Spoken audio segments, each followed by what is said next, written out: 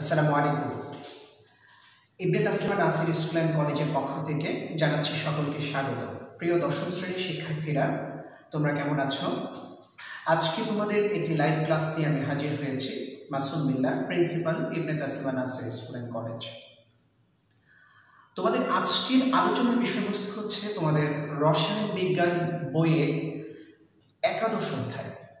আমাদের স্কুল যখন চলমান ছিল তখন একাদশ অধ্যায়ে আমরা হাইড্রোকার্বনের নামকরণ নিয়ে কাজ করেছি। আজকের যে ক্লাসটি হবে এটি হবে অ্যালকিনের ওপরে, অ্যালকিনের সামগ্রিক বিষয় নিয়ে আমরা আজকে লেকচার দেওয়ার চেষ্টা করব ইনশাআল্লাহ। চলো আমরা দেখি আজকে কি কি আমরা শিখতে পারবো। দেখো, আজকের আলোচনার বিষয়বস্তু হচ্ছে প্রথম যে প্রশ্ন সেটি হচ্ছে অ্যালকিন কাকে বলে। প্রথমে তোমরা জানবে অ্যালকিন কাকে বলে। এর মধ্যে তোমরা অ্যালকিন, অ্যালকেন, অ্যালকোহল, অ্যালডিহাইড, জৈব অ্যাসিড এগুলোর নামকরণ নিয়ে তোমরা কাজ করেছো। আশা করি সকলেই এখন অ্যালকিন শিখতে পারবে। এরপরে আমরা যেটা শিখবো সেটি হচ্ছে অ্যালকিনের প্রস্তুতি। অ্যালকিনকে কিভাবে প্রস্তুত করা যায়। অ্যালকিনকে সাধারণত আমরা এই নবম দশম শ্রেণীর জন্য দুইভাবে প্রস্তুত করব। একটি হচ্ছে অ্যালকোহল থেকে প্রস্তুত করব অ্যালকিনকে, আরেকটি হচ্ছে অ্যালকাইল হ্যালাইড থেকে প্রস্তুত করব। কিন্তু তোমরা যখন কলেজে উঠবে তখন এই প্রস্তুতিটা হয়তো আরও বিভিন্ন হাইড্রোকার্বন থেকে অ্যালকিন প্রস্তুত করতে পারবে। কিন্তু দশম শ্রেণীতে তোমাদের যতটুকু দরকার সেটি হচ্ছে অ্যালকোহল থেকে কীভাবে অ্যালকিন প্রস্তুত করা যায় এবং অ্যালকাইল হ্যালাইড থেকে কীভাবে অ্যালকিন প্রস্তুত করা যায়, এতটুকু শিখলে তোমাদের হয়ে যাবে। এরপরে তোমাদের যেটি খুব গুরুত্বপূর্ণ, অর্থাৎ তোমাদের পরীক্ষায় প্রায় যেটি আসে, অর্থাৎ এই জৈব যৌগ থেকে তোমাদেরকে প্রশ্ন করলে যে বিষয়টা খুবই গুরুত্বপূর্ণ সেটি হচ্ছে অ্যালকিনের বিক্রিয়া। এটি কিন্তু তোমাদেরকে খুব ভালো করে শিখতে হবে এবং চমৎকার করে নোট করতে হবে। দেখো, অ্যালকিনের বিক্রিয়ার মধ্যে তোমাদের বইতে 3 ধরনের বিক্রিয়া আছে। কয় ধরনের? 3 ধরনের বিক্রিয়া আছে। এর মধ্যে প্রথম যেটি তোমাদের শিখতে হবে সেটি হচ্ছে সংযোজন বিক্রিয়া। কি বিক্রিয়া? সংযোজন বিক্রিয়া। এরপরে যেটি শিখতে হবে সেটি হচ্ছে জারণ বিক্রিয়া। এরপরে যেটি শিখতে হবে সেটি হচ্ছে পলিমারকরণ বিক্রিয়া। কিন্তু তোমরা যখন কলেজে উঠবে তখন তোমাদেরকে আরও এক প্রকারের বেশি বিক্রিয়া শিখতে হবে, সেটি হচ্ছে ওজনীকরণ বিক্রিয়া। এটি তোমাদের এখন প্রয়োজন হবে না, এই কারণে আমরা আলোচনা করবো না, বাট এটি কলেজে তোমাদের দরকার হবে। ওজনীকরণ বিক্রিয়া। তো দেখো, সংযোজন বিক্রিয়ার মধ্যে আমরা 5টি বিক্রিয়া আলাদা করে শিখব। সংযোজন বিক্রিয়ার মধ্যে 5টি করে আলাদা বিক্রিয়া শিখব।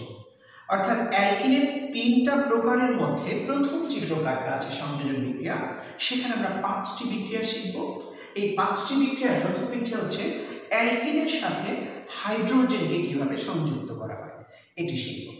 এরপরে আমরা অ্যালকিনের সাথে হ্যালোজেনকে কিভাবে সংযুক্ত করা যায় সেটিকে আমরা শিখব।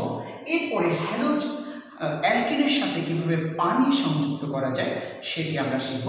অ্যালকিনের সাথে হাইড্রাসিড, অর্থাৎ হাইড্রোজেনের সাথে হ্যালোজেন যুক্ত হয়ে যে অ্যাসিড তৈরি হয় সেটি কিভাবে যুক্ত হয় সেটি আমরা শিখব। হাইড্রোসিড অ্যালকিনের সাথে শিখতে গেলে যে বিষয়টি মাথার মধ্যে তোমাদের নিতে হবে, এটি কলেজে পড়াশোনা, তারপরে আমি তোমাদেরকে একটু শেখাবো, সেটি হচ্ছে মার্কোনিকভের নীতি। মার্কোনিকভের নীতিটা আমরা শিখব। এরপরে যেটি আমরা শিখব সেটি হচ্ছে জারণ বিক্রিয়া শিখব। এরপরে পলিমারকরণ বিক্রিয়া শিখব। এই বিক্রিয়াগুলো শিখতে গিয়ে পাশাপাশি আরও কিছু আলোচনা তোমাদের আসবে, সেগুলো আমরা শিখব। যেমন আসতে পারে অসম্পৃক্ত হাইড্রোকার্বন কাকে বলে, এটি আমরা শিখব। অ্যালকিন থেকে অধিক সক্রিয়, এটি শিখব। অ্যালকিন একটি অসম্পৃক্ত যৌগ, এটা প্রমাণ শিখব। আরও আলোচনায় বেশ কিছু ইনফরমেশন আসবে। তো চলো আমরা একটু দেখে নিই আজকের প্রথমেই অ্যালকিন কাকে বলে। তোমাদের কি মনে আছে অ্যালকিন কাকে বলে? তোমরা জানো যে সমস্ত যৌগের মধ্যে কার্বন আছে তাদেরকে হাইড্রোকার্বন বলা হয়। এক্সেপ্ট 2টি যৌগ ছাড়া যে সমস্ত যৌগের মধ্যে কার্বন আছে তাদেরকে জৈব যৌগ বলা হয়। এখন এই জৈব যৌগের ক্লাসিফিকেশন, যে ভাগগুলো আছে সেগুলো নিয়ে আমরা আলোচনা করেছিলাম। সেই জৈব যৌগের ভাগের মধ্যে একটি প্রকার হচ্ছে অ্যালকিন। তোমরা জানো আমরা জৈব যৌগ আলোচনা করতে গিয়ে যতগুলো যৌগ পেয়েছি, যেমন আমরা অ্যালকেন পেয়েছি, অ্যালকিন পেয়েছি, অ্যালকাইন পেয়েছি, অ্যালকোহল পেয়েছি, অ্যালকাইল হ্যালাইড পেয়েছি, অ্যালডিহাইড পেয়েছি, তার মধ্যে তোমাদের আলোচনার বিষয়বস্তু আজকে হচ্ছে অ্যালকেন। তাহলে অ্যালকেন কাকে বললাম? একটি কার্বন আরেকটি কার্বনের সাথে যদি দুইটি বন্ধন দ্বারা যুক্ত থাকে তাহলে সেই জৈব যৌগ বা হাইড্রোকার্বনকে বলা হয় অ্যালকেন। একটি বন্ধন দ্বারা যদি যুক্ত থাকতো তাহলে তাকে বলা হতো অ্যালকেন। তিনটি বন্ধন দ্বারা যদি যুক্ত থাকতো তাহলে তাকে বলা হতো অ্যালকাইন। দেখো একটু বিষয়টি, কার্বন কার্বন যখন একটি বন্ধন থাকবে তখন সেটি হবে অ্যালকেন। এটি হবে অ্যালকেন। তোমাদের নিশ্চয়ই মনে আছে, খুব ভালো করে আমি তোমাদেরকে শিখিয়েছি। এটি হবে অ্যালকেন। কার্বন আর কার্বনের মধ্যে যদি দুটি বন্ধন থাকে তাহলে সেটি হবে অ্যালকিন। মনে আছে নিশ্চয়ই, অ্যালকিন। আর কার্বন আর কার্বনের মধ্যে যদি তোমাদের তিনটি বন্ধন থাকে সেটি হবে অ্যালকাইন। তো আজকের আলোচনার বিষয় হচ্ছে আমাদের অ্যালকিন। দেখো আজকের আলোচনার বিষয় হচ্ছে আমাদের অ্যালকিন। তো এখন যদি তোমাকে প্রশ্ন করা হয় অ্যালকিন কাকে বলে, তুমি কি বলবে? যে কার্বন এবং কার্বনের মধ্যে যদি দুইটি বন্ধন থাকে তাহলে সেই হাইড্রোকার্বন বা জৈব যৌগকে বলা হবে অ্যালকিন। বুঝতে পেরেছো? আশা করি বুঝতে পেরেছো। এটি হচ্ছে আমাদের অ্যালকিনের সংজ্ঞা। এখন এই অ্যালকিনকে কিভাবে প্রস্তুত করবে তার আগে আমি তোমাদের একটু বাড়ি কাজ দিই। অ্যালকিনের 9টি মেম্বারের নাম, এটা কিন্তু তোমাদেরকে মুখস্থ রাখতে হবে বা এটি বুঝে রাখতে হবে। মনে আছে নামগুলো? অ্যালকিনের 10টি মেম্বার, আমরা 9টি মেম্বার মনে রাখবো। শুরু হবে ইথিন থেকে। অ্যালকিনের যখন তোমার দুটি কার্বন থাকবে, অ্যালকিনে যখন দুইটি কার্বন থাকবে তার নাম হয়ে যাবে ইথিন। অ্যালকিনে যখন দুটি কার্বন ছিল তার নাম ছিল ইথেন।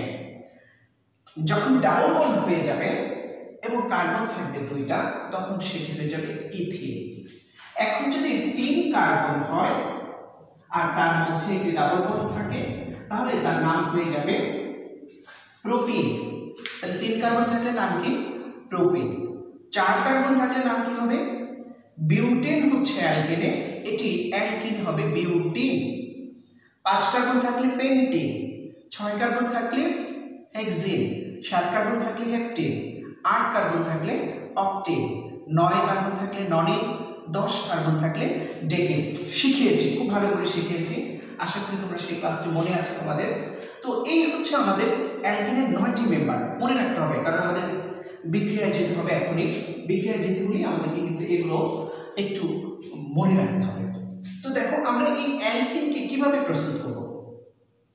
এই যে অ্যালকিন, যেমন তুমি যদি বলো স্যার আমি অ্যালকিনের দ্বিতীয় মেম্বার ইথিন এটাকে বানাতে চাচ্ছি, তো ইথিন তুমি কেমনে বানাবে এটাই কিন্তু আলোচনা।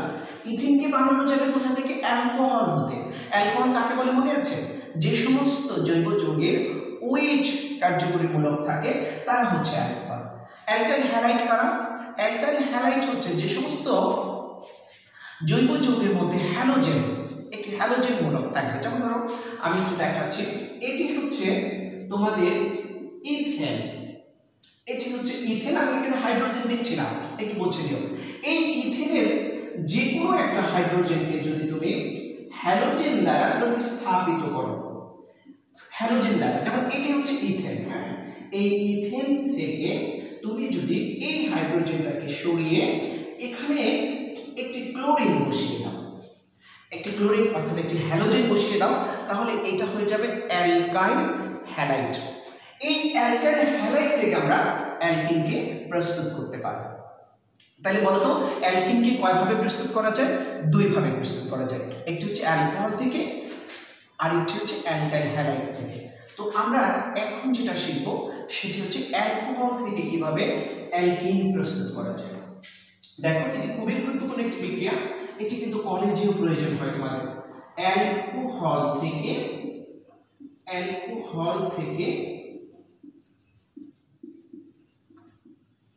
অ্যালকিন প্রস্তুতি। অ্যালকিন প্রস্তুতি।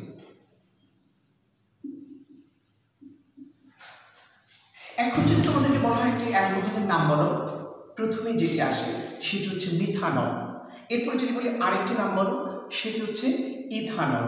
এরপর যদি বলি আরেকটি নাম বলো, সেটি হচ্ছে প্রোপানল। এইভাবে বিউটানল, তারপরে পেন্টানল, হেক্সানল, হেপ্টানল, এই নামগুলো তোমরা জেনেছো। ধরো আমরা এখানে বোঝার সুবিধার্থে তোমাদের জন্য আমরা ইথানল নিয়ে কাজ করব। হ্যাঁ, খুব সহজ। তোমরা যদি লেকচারগুলো ভালো করে দেখো, আগের লেকচারটা যদি খেয়াল করো, দেখো এটা কিন্তু ইথেন। এটা কি বলতো? এটি হচ্ছে ইথেন। এখন এই ইথেন থেকে একটি হাইড্রোজেনকে তুমি প্রতিস্থাপিত করে দাও। কি দ্বারা? একটি হাইড্রোজেনকে প্রতিস্থাপিত করে দাও OH দ্বারা। এখন যে কম্পাউন্ডটা তৈরি হয়ে গেল, এটি কিন্তু অ্যালকোহল। তাহলে তুমি যদি ইথেন আঁকতে পারো, তাহলে ইথানলও আঁকতে পারবে। তুমি যদি প্রোপেন আঁকতে পারো, তাহলে তুমি প্রোপানলও আঁকতে পারবে। তুমি যদি বিউটেন আঁকতে পারো, তাহলে তুমি বিউটানলও আঁকতে পারবে। তাহলে এটার নাম কি? এটার নাম হচ্ছে ইথানল। এখন 3 কার্বন যদি থাকতো, তাহলে সেটার নাম হতো প্রোপানল। সেটার নাম হচ্ছে প্রোপানল। তো এই ইথানল থেকে আমরা বানাবো হচ্ছে ইথেন। ইথানল থেকে আমরা বানাবো হচ্ছে ইথেন। ইথেন বলতে কি বানাবে তুমি? দেখো, ethane CH2 double bond CH2। আমরা এই কম্পাউন্ডটা তৈরি করতে চাচ্ছি, এইটা থেকে এই কম্পাউন্ডটা তৈরি করতে চাচ্ছি। এটাকে যদি আমরা একটু জেনারেল ফর্মুলায় দেখাই, দেখো CH2OH, এটা থেকে আমরা যেটা বানাতে চাচ্ছি সেটা হচ্ছে CH2CH2। এখন এটি কিন্তু শিক্ষার্থীরা যখন বলে যে স্যার এগুলো কিন্তু মনে রাখতে কষ্ট হয়, এক্ষেত্রে টেকনিক অ্যাপ্লাই করতে হবে। লেকচারের সর্বশেষ জায়গাতে আমি টেকনিকটা বলে দেবো যে কীভাবে টেকনিক অ্যাপ্লাই করতে হবে। তাহলে তোমাকে প্রথমে যে জিনিসটা বুঝতে হবে সেটি হচ্ছে আমি কি বানাতে চাচ্ছি। আমি বানাতে চাচ্ছি অ্যালকোহল থেকে অ্যালকিন। তো এখানে গুরুত্বপূর্ণ একটি বিক্রিয়া আসে যাকে কেমিস্ট্রিতে নিরুদন বিক্রিয়া বলে। আমি এই নিরুদন বিক্রিয়া নিয়ে একটু তোমাদের সামনে এখন কথা বলবো। দেখো, আমি একটা পাত্র নিলাম, এই পাত্রের মধ্যে অ্যালকোহল নিলাম। অ্যালকোহল দেখতে কিছুটা পানির মতো, কিন্তু একটু ঘন। তোমরা যারা ল্যাবে অ্যালকোহল দেখেছো তারা নিশ্চয়ই দেখেছো যে অ্যালকোহল পানির মতো বর্ণহীন, হ্যাঁ, কিন্তু একটু ঘন। এখন এই অ্যালকোহল একটি তরল পদার্থ। পৃথিবীতে পানি ছাড়া যত তরল পদার্থ আছে, পানি ছাড়া, কথাটা একটু বোঝো, পৃথিবীতে পানি ছাড়া যত তরল পদার্থ আছে, ওই তরল পদার্থের মধ্যে পানি থাকবে, সাথে ওই পদার্থের উপাদান থাকবে। যেমন ধরো আমি একটা এক্সাম্পল দিতে পারি, জুস, আমের জুস তোমরা নিশ্চয়ই খেয়েছো। আমের জুসের মধ্যে কি আছে? আম আছে, আমের উপাদান আছে, যেটাকে আমরা হাইড্রোকার্বন বলতে পারি, যেটাকে আমরা গ্লুকোজ বলতে পারি, ফ্রুক্টোজ বলতে পারি। অর্থাৎ আমের মধ্যে যেটা থাকে সেটা ফ্রুক্টোজ। তো ফ্রুক্টোজ আছে, সাথে পানি আছে। তাহলে আমের জুসের মধ্যে 2 ধরনের উপাদান। অর্থাৎ আম যখন তরল হয়ে যায়, তরল মানে জুস যত তরল, ওর মধ্যে আছে পানি এবং আমের উপাদান আছে। এরপরে তুমি যদি আরেকটা তরল পদার্থ ধরো, যে কোনো আরেকটা তরল, যেমন দুধের কথা ধরতে পারো, দুধ একটি তরল পদার্থ। তাহলে এই দুধের মধ্যে যেহেতু তরল, এটার মধ্যে পানি আছে এবং দুধের আরেকটি উপাদান আছে। বুঝতে পেরেছো কিনা তোমরা? তাহলে পৃথিবীর সকল তরল পদার্থগুলোর মধ্যে একটি হচ্ছে পানি থাকবে, আরেকটি হচ্ছে ওই পানি ছাড়া অন্য উপাদানগুলো থাকবে। সেটি একটি হতে পারে, অধিক হতে পারে। ঠিক, এটা অ্যালকোহল। এটা কি? অ্যালকোহল। তো এই অ্যালকোহল যেহেতু তরল, তাহলে নিশ্চয়ই এর মধ্যে প্রথমত কি আছে? পানি আছে। দ্বিতীয়ত এর মধ্যে অন্য একটি উপাদান আছে। অন্য একটি কি আছে? উপাদান আছে। অন্য একটি উপাদান আছে। এখন তরল পদার্থের মধ্যে পানি ছাড়া যে উপাদানটি থাকে, ওই উপাদানটিকে রসায়নের ভাষায় এনহাইড্রাইড বলা হয়। কি বলা হয়? এনহাইড্রাইড। তাহলে অ্যালকোহলের মধ্যে, যেহেতু অ্যালকোহল তরল পদার্থ, নিশ্চয়ই এর মধ্যে কি আছে, পানি আছে এবং অন্য একটি উপাদান আছে। তাহলে অন্য যে উপাদানটি আছে এটিকে আমরা বলবো হচ্ছে এনহাইড্রাইড। এটিকে আমরা বলবো এনহাইড্রাইড। এটিকে আমরা এনহাইড্রাইড বলবো। এখন আমাদেরকে জানতে হবে এই এনহাইড্রাইডটার নাম কি। এই এনহাইড্রাইডের নাম হচ্ছে ইথেন। এই এনহাইড্রাইডের নাম হচ্ছে ইথেন। তাহলে অ্যালকোহলের মধ্যে দুইটা উপাদান, এক হচ্ছে পানি আর এক হচ্ছে ইথেন। তাহলে ইথেন এবং পানি যুক্ত হয়ে তৈরি হয়েছে অ্যালকোহল। বুঝতে পেরেছো কথাটা? এখন তুমি যদি এই অ্যালকোহল থেকে কোনোভাবে পানিটাকে সরিয়ে দিতে পারো, তাহলে কি পড়ে থাকবে বলো তো? এই অ্যালকোহলের মধ্যে, যেমন এইটার মধ্যে দেখো আছে কি, পানি আছে আর আছে তোমার অ্যালকেন। আর কি আছে? অ্যালকেন। এখন যদি তুমি কোনোভাবে পানিটাকে বের করে ফেলতে পারো, তাহলে কি পড়ে থাকবে? অ্যালকেন পড়ে থাকবে। এই বিক্রিয়াটাকে বলা হয় নিরুদন বিক্রিয়া। এই বিক্রিয়া, যদি এখানে কালারটা দেখা না যায়, এই লাল কালারটা, তাহলে তোমরা ধরো এটা পানি লিখেছি, অ্যালকেন লিখেছি, হয়তো কালার দেখা নাও যেতে পারে। তাহলে আমাদের আমি যেটি বোঝাতে চেয়েছি সেটি বুঝেছো তোমরা?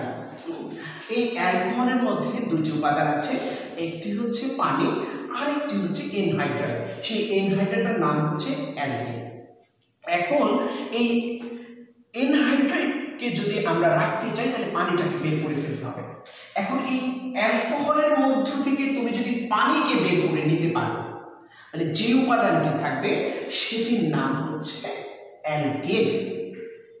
এখন প্রশ্ন হচ্ছে, স্যার আমি এই তরল পদার্থ থেকে পানিকে কিভাবে বের করব? That's a good question. এটি খুব গুরুত্বপূর্ণ একটি পড়াশোনা কেমিস্ট্রিতে। মনে রাখতে হবে যে কোনো মিশ্রণ থেকে পানিকে যদি তুমি বের করে নিয়ে যেতে চাও, যে কোনো পদার্থ থেকে পানি বের করা সম্ভব, মিশ্রণ থেকে, তরল মিশ্রণ থেকে, যে বের করে নেবে তাকে বলা হবে নিরোধক। তাকে কি বলবে? নিরোধক। যেমন ধরো এখানে অ্যালকিন আছে আর আছে পানি, তুমি চাচ্ছ যে স্যার আমি পানিটাকে বের করে ফেলবো, যে বের করবে তাকে বলা হবে নিরোধক। তাহলে এই জায়গাতে নিরোধক কি হবে? Sulphuric acid, H2SO4। তুমি যদি এই অ্যালকোহলের মধ্যে সালফিউরিক অ্যাসিড ঢেলে দাও, তাহলে এই সালফিউরিক অ্যাসিড কি করবে? অ্যালকিনকে নেবে না, অ্যালকিনকে ধরবে না। কাকে? পানিটাকে আস্তে করে শোষণ করে নেবে, পানিটাকে অ্যালকিন থেকে আলাদা করে ফেলবে। তাহলে পানিকে যদি আলাদা করে ফেলে, তখন এই অ্যালকোহলের মধ্যে শুধু অ্যালকিন পড়ে থাকবে। আমি কি বোঝাতে পেরেছি? এটাকেই বলা হয় নিরোধন বিক্রিয়া। নিরোধন বিক্রিয়ার মূল কাজ হচ্ছে কোনো মিশ্রণ থেকে পানিকে সেপারেট করে ফেলা।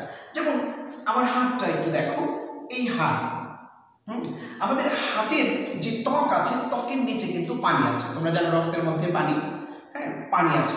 এখন আমি যদি এই হাতের উপরে এক ফোঁটা অ্যাসিড ছেড়ে দিই, সালফিউরিক অ্যাসিড, তাহলে তোমাদের অনেকের ধারণা যেটা পুড়ে যাবে। অ্যাসিড কখনো পুড়ে ফেলে না। অ্যাসিড কি করে? এটা ভেতরে ঢুকতে থাকে, তোমার শরীরে যে পানিটা আছে শোষণ করতে থাকে, এবং অন্যান্য যে উপাদানগুলো আছে তাদের কিছু কিছুর সাথে বিক্রিয়া, যেমন সে যদি হাড় পেয়ে যায়, হাড়ের মধ্যে ধাতু থাকলে তার সাথে বিক্রিয়া করে পানিটাকে সে শোষণ করে আস্তে আস্তে একটা গর্ত করে ফেলে। অর্থাৎ তোমার শরীর থেকে সে পানিটাকে শোষণ করে নিয়ে যাচ্ছে। বুঝতে পেরেছো? তাহলে এই যে প্রক্রিয়াটা শিখিয়েছি, এটির নাম হচ্ছে নিরোধন বিক্রিয়া। আমরা এখন এই বিক্রিয়াটাকে একটু শেখার চেষ্টা করব। দেখো এটি হচ্ছে অ্যালকোহল। আমি আবার একটু বিক্রিয়াটা নিচ্ছি। এটি হচ্ছে CH3CH2OH। এটি আমরা যেটি নিয়েছি তার নাম হচ্ছে ইথানল। ইথানল একে যদি তুমি সালফিউরিক অ্যাসিডের সাথে বিক্রিয়া করাও, অর্থাৎ এই ইথানলের মধ্যে তোমরা জানো একটি হচ্ছে আছে অ্যালকিন, যেটি ইথিন হিসেবে আছে, অ্যালকিন এটি মূলত ইথিন হিসেবে আছে এখানে CH2 ডাবল বন্ড, আরেকটু এর মধ্যে আছে পানি, এর মধ্যে আরেকটু কি আছে? পানি। এখন সালফিউরিক অ্যাসিড কি করবে? এই পানিকে খেয়ে ফেলবে। পানিকে খেয়ে ফেললে কি তৈরি করবে সে? এখানে ইথিন তৈরি করে ফেলবে, ইথিন। এখন তোমার একটা ছোট প্রশ্ন আছে, আমি জানি প্রশ্নটি তোমরা করবে, সেটা হচ্ছে স্যার ইথানলের মধ্যে যদি ইথিন থাকে তাহলে এখানে যদি আমরা ইথানল না নিয়ে প্রোপানল নিতাম তাহলে কি স্যার ইথিন থাকতো? না, এটি একটি বেসিক ব্যাপার। ইথানলে যদি ইথিন থাকে তাহলে প্রোপানলে প্রোপিন থাকবে, প্রোপানলে যদি প্রোপিন থাকে তাহলে বিউটানলে বিউটিন থাকবে, বিউটানলে যদি বিউটিন থাকে তাহলে পেন্টানলে পেন্টিন থাকবে। বোঝাতে পেরেছি নিশ্চয়ই? তাহলে ইথানল থেকে কাকে বের করলাম? ইথিন। আর ওই যে আমাদের পানি সেটিকে আমরা আলাদাভাবে দেখাবো, সালফিউরিক অ্যাসিড এখানে আলাদা হয়ে যাবে। তাহলে আমরা খুব সুন্দর একটি প্রক্রিয়ার মধ্য দিয়ে অ্যালকোহল থেকে অ্যালকিন বানিয়ে ফেললাম। অ্যালকোহলের এখানে নিয়েছি ইথানল, এই জন্য আমরা পেয়েছি ইথিন। এখন যদি তোমাকে বলি বাবা তুমি একটা কাজ করো, একটা প্রোপানল নাও, CH3CH2CH2OH। এখন যদি কোনো শিক্ষার্থীর এই প্রশ্ন থাকে যে স্যার এইটা যে প্রোপানল আমি কিন্তু জানি না, তাহলে তার কিন্তু লেকচার আরো আগে থেকে বুঝে আসতে হবে। অর্থাৎ ক্লাসে যখন নামকরণ শিখিয়েছিলাম এটি শিখতে হবে। তুমি যদি দেখে না ছিল এটি প্রোপানল তাহলে কিন্তু এই চ্যাপ্টার তোমার জন্য বিষ হয়ে যাবে, বিষাক্ত হয়ে যাবে। এজন্য তোমাকে কি করতে হবে? এই নামগুলোকে একদম দেখে চিনতে হবে। ক্লিয়ার? তো এখন যদি তুমি এটা নাও, তুমি নিশ্চয়ই জানো যে এটা যেহেতু কি, এটা যেহেতু প্রোপানল তাহলে এখান থেকে বের হবে প্রোপিন।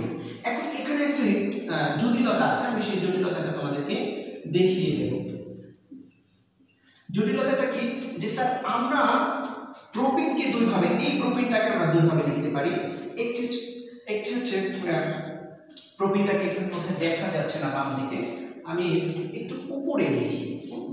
দেখো এখান থেকে যে প্রোপিনটা বের হবে, প্রোপিনটা দুইভাবে হতে পারে, CH3CH ডাবল বন্ড CH2, এটা একটা প্রোপিন হতে পারে। আরেকটা প্রোপিন হতে পারে CH2 ডাবল বন্ড CH3। বুঝেছো? তো এখন যদি তোমরা প্রশ্ন করো স্যার কোন প্রোপিনটা আমরা এখানে পাবো, এই প্রোপিনটা পাবো না এই প্রোপিনটা পাবো? এটা খুব সিম্পল, একটু বুঝলে তোমাদের জন্য সহজ হয়ে যাবে। একটু খেয়াল করো, এখানে OH মূলকটা কার সাথে আছে? OH মূলকটা আছে এই কার্বনের সাথে। তোমরা জানো, এজন্য আমি ক্লাসে পড়িয়েছি, সাধারণত মূলক যে কার্বনের সাথে যুক্ত হয় ওই কার্বনকে বলা হয় আলফা কার্বন। কি বলা হয়? সাধারণত মূলক যে কার্বনের সাথে যুক্ত হয় তাকে বলা হয় আলফা কার্বন। এটা একটু নোট করে নিবা খাতায়। তাহলে এখানে এই কার্বনটাকে আলফা কার্বন বলা হচ্ছে। কেন?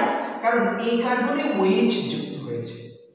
এখন এটি যদি আলফা হয়, ঠিক আলফার পাশের কার্বনটিকে বলা হয় বিটা কার্বন। আলফার পাশের কার্বনটিকে বলা হয় বিটা, তার পাশের কার্বনটিকে বলা হয় গামা কার্বন। এটি হচ্ছে গামা কার্বন। এখন মনে রাখতে হবে এই যে তুমি ডাবল বন্ডটা এখানে বানাবে, এই ডাবল বন্ডটা হবে আলফা এবং বিটা কার্বনের মাঝে, বিটা এবং গামার মাঝে নয়। বুঝতে পেরেছো? তাহলে এখানে যেহেতু আলফা বিটা, এটা নিশ্চয়ই আমাদের প্রোডাক্ট হবে এটা, কারণ এটা হচ্ছে আলফা, এটা হচ্ছে বিটা, এই আলফা বিটার মাঝে তৈরি হবে। তাহলে এই জায়গাটা আমরা ডাবল বন্ডটা বানাবো, CH3CH ডাবল বন্ড CH2 যোগ হচ্ছে পানি। এখন আমি আরেকটা জিনিস একটু তোমাদের বলি, এই যে এখানে যে দুইটা অ্যালকিন প্রোডিউস হয়েছে এই দুটির নামই কিন্তু প্রোপিন, দুটির নামই প্রোপিন। এখন তোমাদের প্রশ্ন হতে পারে যে স্যার দুইটার তো ডাবল বন্ডটার পজিশন এক জায়গায় না, একটা হচ্ছে এইদিকে আর একটা হচ্ছে এইদিকে। এটা কিন্তু আমরা নামকরণের সময় শিখিয়েছি। হ্যাঁ, তোমার ডাবল বন্ড, ট্রিপল বন্ড এটা যদি পার্শ্ব শিকলে থাকে, একদম প্রান্তীয় কার্বনে থাকে, তখন তার নাম্বারিং এর প্রয়োজন হয় না। যেমন এটা 1 নম্বর কার্বনে আছে, আমরা এটা প্রোপিন 1 বলার দরকার হবে না। যদি 2 নম্বরে থাকতো তখন আমরা এটা বলতাম প্রোপিন টু। নামকরণের উপরে আমি প্রায় 7-8টা ক্লাস নিয়েছিলাম, সেখানে অনেক ভালোভাবে বলেছি। যদি তোমরা কেউ ভুলে যাও যে স্যার নামকরণের উপরে একটু ক্লাস নেন, তাহলে অবশ্যই নামকরণের উপরে আমি একটা ক্লাস নেব, তবে সেটা তোমরা আমাকে জানাতে হবে। তাহলে আমরা এখানে কি পেয়েছি বলো তো বাবা? আমরা এখানে প্রোপানল থেকে প্রোপিন পেয়েছি। তোমাদেরকে যদি বাড়ির কাজ দেওয়া হয়, তোমরা বিউটানল থেকে বিউটিন প্রস্তুত করো, তাহলে এখানে বিউটানল লিখবা আর এই জায়গায় বিউটিন চলে আসবে। সেক্ষেত্রে আলফা বিটা কার্বনের মাঝে ডাবল বন্ড হবে, আলফা এবং বিটা কার্বনের মাঝে ডাবল বন্ড হবে। আশা করি আমার এই অংশটা তোমরা বুঝতে পেরেছো, আমি চেষ্টা করেছি বোঝানোর। এতটুকু শিখলেই ইনাফ। এরপরে চলো আমরা দেখি অ্যালকাইল হ্যালাইড থেকে কিভাবে আমরা অ্যালকোহল অ্যালকিন পেতে পারি অ্যালকাইল হ্যালাইড থেকে। তাহলে একটা অ্যালকাইল হ্যালাইড আমি একটু দেখাই তোমাদের। অ্যালকাইল হ্যালাইড একটু গাঠনিক পদ্ধতি দেখাচ্ছি তোমাদের বোঝার সুবিধার্থে। আমরা এই অ্যালকাইল হ্যালাইড থেকে বানাবো অ্যালকিন। যেহেতু এখানে 2 কার্বন আছে, এই একটা কার্বন, এই একটা কার্বন, এখানে প্রোডাক্টটা হবে 2 কার্বন বিশিষ্ট অ্যালকিন। তাহলে তোমাকে মনে রাখতে হবে জৈব যৌগ করার সময় তুমি কোন প্রোডাক্ট থেকে অর্থাৎ কি থেকে কি বানাতে যাচ্ছ, এটা তোমার মেমোরিতে সবসময় মাথায় রাখতে হবে। যদি এই জায়গাটা নিয়ে কাজ করতে পারো, কারণ এই অধ্যায়ে অনেক রিয়াকশন, এই অধ্যায়ে অনেক বিক্রিয়া, সেগুলো মাথায় রাখতে হলে তোমাকে অবশ্যই টেকনিক অ্যাপ্লাই করতে হবে। তো টেকনিকটা আমি শেষের দিকে বলে দেবো আজকে লেকচারে, কিন্তু এখন তোমরা মাথায় রাখো যে তোমরা বানাতে চাচ্ছ কি অ্যালকাইল হ্যালাইড থেকে অ্যালকিন। ক্লিয়ার? অ্যালকাইল হ্যালাইড থেকে অ্যালকিন বানাতে চাচ্ছি। তো এখন এটা কোন প্রক্রিয়া হলো যে স্যার আমি অ্যালকাইল হ্যালাইড থেকে অ্যালকিনে যাব, কিন্তু কি দিয়ে আমি এই কাজটা করব? তুমি শরীয়তপুর থেকে ঢাকা যেতে চাচ্ছ, কিভাবে যাবে? বাসে যেতে পারো, লঞ্চে যেতে পারো, প্লেনে যেতে পারো, তোমাকে মাধ্যমটা মনে রাখতে হবে আর তোমার যাত্রা এবং গন্তব্য মাথায় রাখতে হবে। জৈব যৌগের বিক্রিয়াগুলো স্রেফ এইভাবে মাথায় রাখতে হয় যে আমি কি থেকে কি বানাবো। যেমন এখানে অ্যালকাইল হ্যালাইড থেকে আমি বানাবো অ্যালকিন, এরপরে মনে রাখতে হবে মাধ্যমটা, যে এটা কোন মাধ্যমে প্রডিউসটা হয়। যেমন ধরো এইটা যে আমরা বানাবো, এটা বানাবো হচ্ছে আমরা কার মাধ্যমে? এই অ্যালকাইল হ্যালাইডটাকে আমি এখানে বাইরে একটু আবার রিঅ্যাকশনটা নিয়ে যাচ্ছি। দেখো এটার নামটা কি তোমরা পারবে? আমি নামটা একটু লিখে দিচ্ছি, ইথাইল ক্লোরাইড। ইথাইল ক্লোরাইড নামকরণ গুরুত্বপূর্ণ একটি জায়গা, এটি কিন্তু তোমাদেরকে খুব ভালো করে মাথায় রাখতে হবে। এটি ইথাইল ক্লোরাইড, এটি হচ্ছে ইথিন। হ্যাঁ, তো দেখো ইথাইল ক্লোরাইডটাকে আমি একটুখানি নিচে আবার নিয়ে আসছি, আলাদা করে রিঅ্যাকশনটা দেখাবো। এটি হচ্ছে আমাদের ইথাইল ক্লোরাইড, এর সাথে আমরা বিক্রিয়া করাবো একটি ক্ষারের, ক্ষার হিসেবে এখানে আমরা সোডিয়াম হাইড্রোক্সাইড নিয়েছি। তাহলে আমাদের যেতে হবে ইথাইল ক্লোরাইড থেকে ইথিনে। মাধ্যমটা কি কার সাথে বিক্রিয়া করাতে হবে? সোডিয়াম হাইড্রোক্সাইড বা একটি ক্ষারের সাথে। তবে এই ক্ষারটা হচ্ছে স্পেশাল।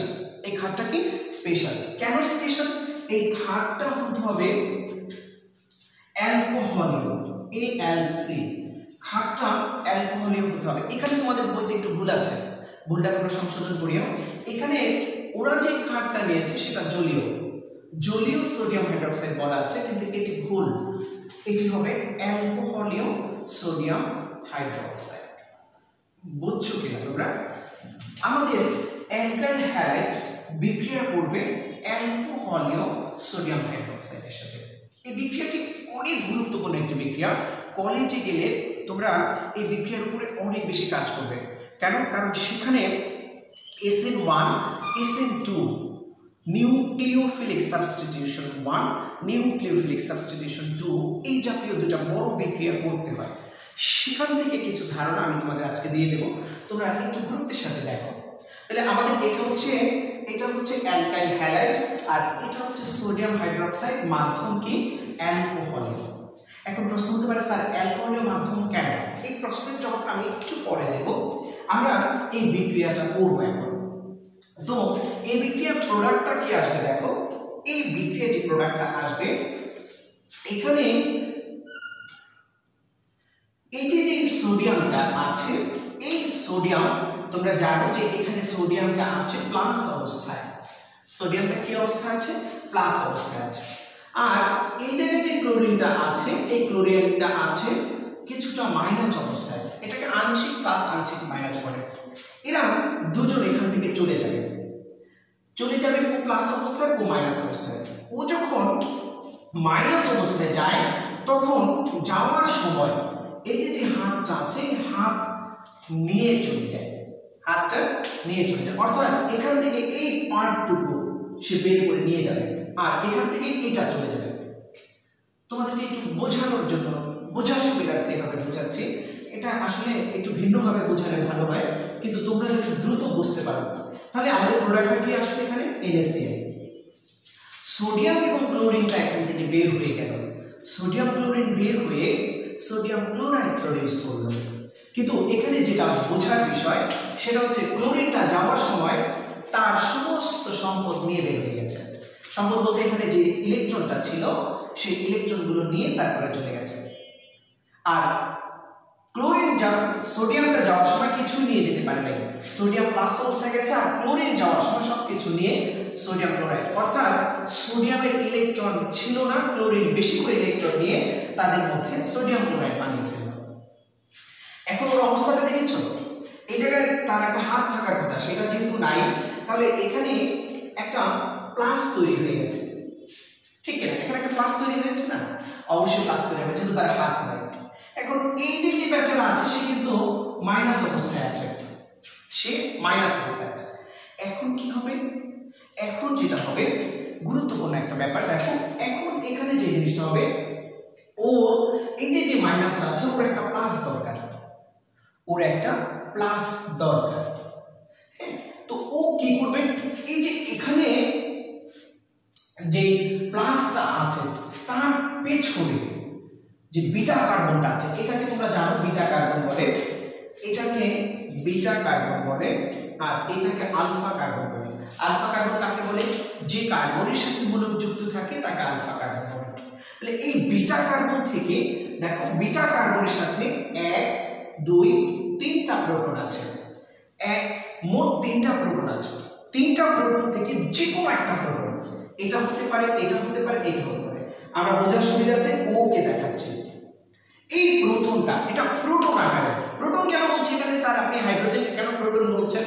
হাইড্রোজেনকে প্রোটন বলার এখানে কারণ হচ্ছে এইটা যখন বের হয়ে যাবে তখন কোনো ইলেকট্রন সাথে করে নিতে পারবে না। কেন নিতে পারবে না সেটা একটু বড় আলোচনা, ওইদিকে যাব না। ও কি করবে, ইলেকট্রন ছাড়া, অর্থাৎ H+ আকারে এই ওর কাছে চলে যাবে। তাহলে ও ছিল মাইনাস আর ও হলো প্লাস, বলো তো H+ এবং OH- মিলে কি তৈরি হবে, পানি তৈরি হবে। তাহলে এটাও চলে গেল এখান থেকে, ও চলে গেল। এখন পানি এবং সোডিয়াম ক্লোরাইড তৈরি হয়ে গেল। এই জায়গাতে ওকে একেবারে ভঙ্গুর একটা অবস্থা করে রেখে গেল, এইদিকে প্লাস করে রেখে গেল, আর এদিকে এখানে কি আছে, হাইড্রোজেন প্রোটন আকারে চলে গেল। তখন ও কি করবে, ওর নিচে একটা রিঅ্যারেঞ্জমেন্ট করবে। রিঅ্যারেঞ্জমেন্ট বোঝো, রিঅ্যারেঞ্জমেন্টটা হচ্ছে কি, সে নিজের মধ্যে একটু পুনর্বিন্যাস করবে, তখন এটা এখানে ড্রপ করবে, এটা এখানে কি করবে, এটা এখানে ড্রপ করবে, ওর উপরে পড়বে। পড়লে দেখো এখানে দুটো হাইড্রোজেন আছে, অর্থাৎ এখানে যে দুটো হাইড্রোজেন, সেই দুটো হাইড্রোজেন থাকবে, মাঝে দুইটা বন্ধন হয়ে যাবে, আর এখানে প্রোডাক্ট হয়ে যাবে অ্যালকিন। আমার মনে হয় বুঝতে পেরেছো আমি কি বোঝাতে চেয়েছি, যদিও একটু জটিল। সংক্ষেপে এটা আবার মনে রাখার উপায় আছে, সেটা বললাম। আমি তোমাদের বিক্রিয়াটা ভেঙে দেখিয়েছি যে কোথা থেকে কিভাবে যায়। এটাকে যদি কলেজে ওঠো এইভাবেই দেখবা, কিন্তু আরেকটু অন্য প্রক্রিয়ায় এই বিক্রিয়াটাকে তখন আমরা মেকানিজম সহ, ক্রিয়া কৌশল সহ শিখব। তবে এখন যদি এইভাবে শিখতে পারো, কলেজে গেলে এটা তোমার খুব কাজে লাগবে। তো এখানে কি করলাম আমরা, দেখো শুরুতে আমরা যেটা করেছি, আবার একটু রিমাইন্ডার দিই, সোডিয়াম হাইড্রোক্সাইড ছিল এখানে, সোডিয়াম হাইড্রোক্সাইড থেকে সোডিয়াম প্লাস আর এখান থেকে ক্লোরিনটা বের হয়ে গেছে, ক্লোরিনটা বের হয়ে গেছে। এখান থেকে যখন ক্লোরিনটা বের হয়ে গেল, তাহলে এই সোডিয়াম প্লাস আর ক্লোরিন মিলে তৈরি করলো সোডিয়াম হাইড্রোক্সাইড। এখানে বাকি যে হাইড্রোক্সাইড, সরি সোডিয়াম ক্লোরাইড হয়, এখানে যে হাইড্রোক্সাইডটা থাকে, এই হাইড্রোক্সাইড কি করে, বিটা কার্বন থেকে যে কোনো একটা হাইড্রোজেনকে প্রোটন আকারে নিয়ে পানি তৈরি করে। তো এখানে যে অংশটা থাকে সেই অংশটা রিঅ্যারেঞ্জমেন্ট হয়ে, অর্থাৎ এখান থেকে যে প্রোটনটা চলে গেছে সেই প্রোটনের যে হাতটা এখানে থাকে সে এখানে ড্রপ করে অ্যালকিন বানিয়ে ফেলে।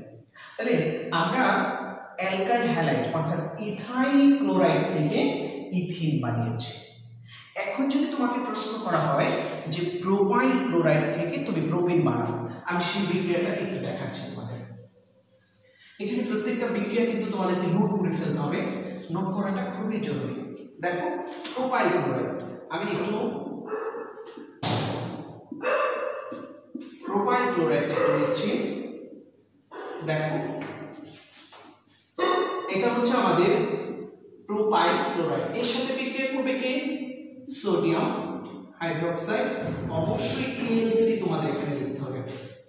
তো একইভাবে যদি তোমরা একটু বিচক্ষণতার সাথে কাজ করো, এখান থেকে সোডিয়াম আর এই জায়গা থেকে ক্লোরিন, এরা চলে গিয়ে তৈরি করবে NaCl। এখন দেখো এটা কিন্তু একটু জরুরি ভিত্তিতে মাথায় রাখতে হবে, এটা হচ্ছে আমাদের আলফা কার্বন, ক্লোরিন যার সাথে অর্থাৎ মূলক যার সাথে যুক্ত হয় সেটা আলফা, পেছনেরটা হবে বিটা আর ও হবে গামা। তো এখানে এটা যখন চলে গেল, মুছে দাও, এটা যখন চলে গেল, এই OH মাইনাসটা কি করবে, এই বিটার থেকে যে কোনো একটা হাইড্রোজেন নেবে প্রোটন আকারে। তো এটা চলে গেল, ওর সাথে তৈরি করবে পানি। এখন ও চলে যাওয়ার পর ও কি করবে, এখানে ড্রপ করে যে প্রোডাক্টটা দেবে, দেখো ও যা আছে তাই থাকে, ওর এই কার্বনের উপরে কোনো আমাদের কাজ হয়নি, সুতরাং এই কার্বনটুকু যা আছে আমরা তাই রাখলাম। এখানে এই হাইড্রোজেন, এই কার্বন থেকে হাইড্রোজেন এখানে ড্রপ করলো, ডাবল বন্ড হবে এখানে, আর এই যে হাইড্রোজেনটা আছে সেটা যেভাবে আছে সেভাবেই রাখলাম। বুঝতে পেরেছো? আবার একটু বলছি, এখানে এই যে কার্বনটা আছে এই কার্বনটা এই কার্বনের মতোই থাকবে, এই কার্বনের মতোই থাকবে। এই যে কার্বনটা আছে তার থেকে প্রোটন চলে যাওয়ার পরে এখানে ডাবল বন্ড হয়ে যাবে, এই হাইড্রোজেনটা যা আছে তাই থাকবে। এখানে একটা কার্বনের সাথে দুইটা হাইড্রোজেন থাকবে। তাহলে যেটা তৈরি হলো সেটার নাম হচ্ছে প্রোপেন। আমরা কি শিখলাম? আমরা শিখলাম হচ্ছে অ্যালকাইল হ্যালাইড থেকে অ্যালকিন কিভাবে প্রস্তুত করা যায়।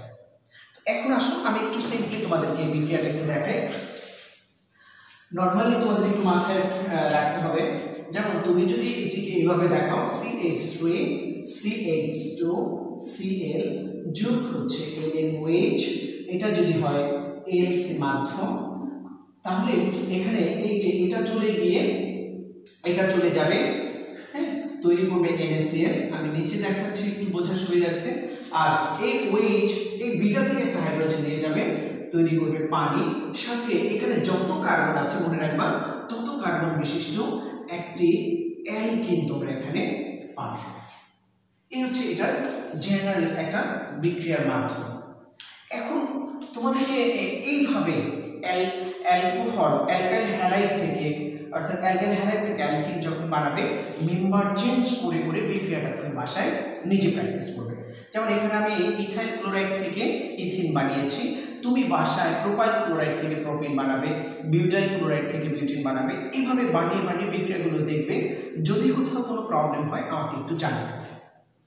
এখন তোমাদেরকে আরেকটা মেসেজ দেব, সেই মেসেজটা একটু মাথায় রাখো, এটিও পরীক্ষা অবজেক্টিভ আসতে পারে। যদি স্যার আমরা এই NaOH-টাকে দুইভাবে দেখাই, একটা হচ্ছে NaOH AlC, আরেকটা হচ্ছে দুইভাবে দেখাই যোগ NaOH, দুইভাবে একটু দেখো। একটা যদি অ্যালকোহলীয় মাধ্যম হয় আর একটা যদি অ্যাকোয়া মাধ্যম হয়, তাহলে প্রোডাক্টের কি ভ্যারিয়েশনটা হয়। যেমন এই সোডিয়াম হাইড্রোক্সাইডটা যদি অ্যালকোহলীয় মাধ্যম হয় তাহলে প্রোডাক্ট কি হয় সেটা একটু দেখবা। সোডিয়াম হাইড্রোক্সাইড যদি অ্যাকোয়া মাধ্যম হয় তাহলে প্রোডাক্ট কি হয় সেটার উপরে আমরা একটু কথা বলবো। দেখো অ্যালকোহলীয় মাধ্যম যখন হয় তখন আমরা দেখেছি এটা হয় অ্যালকিন। একটু আগে আমরা এটার উপরে বড়ভাবে কাজ করেছি, যেটা আমরা ভেঙে ভেঙে দেখিয়েছি। তাহলে অ্যালকাইল হ্যালাইডের সাথে ক্ষার যখন অ্যালকোহলীয় হয় তখন প্রোডাক্ট হবে অ্যালকিন, কিন্তু যখন অ্যাকোয়া হয় তখন প্রোডাক্টটা কি হবে? তখন প্রোডাক্ট হবে